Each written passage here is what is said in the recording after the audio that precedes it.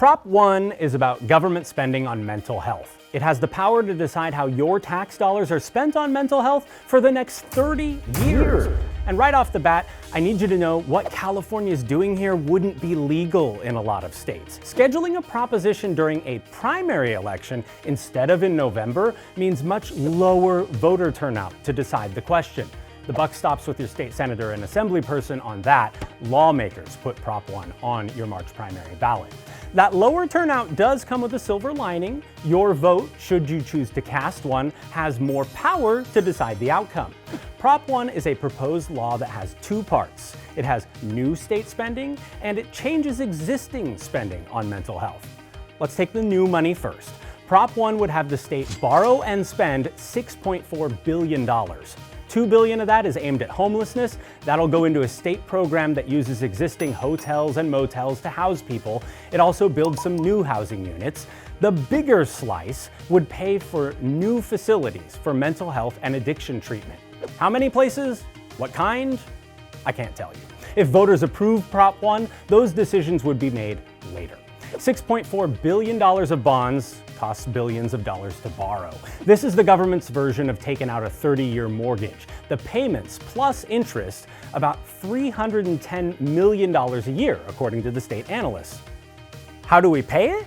Prop 1 has no new taxes. In fact, it has no plan at all to pay these bonds. These payments would come out of the state's regular budget, something that lawmakers would have to figure out later. Add up all those payments, and the $6.4 billion plus interest could cost taxpayers $9.3 billion over the next 3 decades. That's not set in stone. Interest rates do change, and lately they're up. That was the borrow and spend part. Remember, Prop 1 does have another part. It changes existing mental health spending. 20 years ago, Californians passed a millionaire tax to fund mental health. It raises a few $1 billion a year.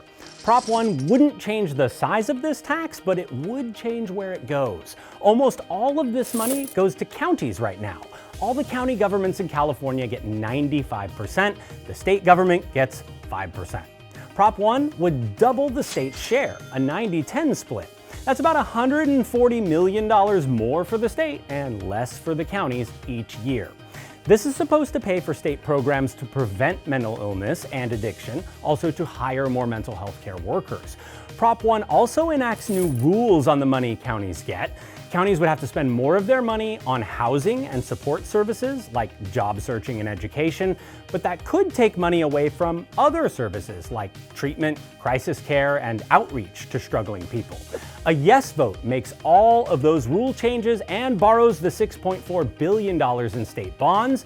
A no vote on Prop 1 means that the laws stay on the books the same way they are now. I'm only here to explain what your vote means, not to convince you how to vote. There is a big debate over Prop 1 and its impact, and if you're on the fence, you can read the basic arguments written by both sides in your official state voter guide. You've got till 8 p.m. March 5th, that's primary election day, to make up your mind. I'm Brandon Rittiman. Thanks for caring about your vote.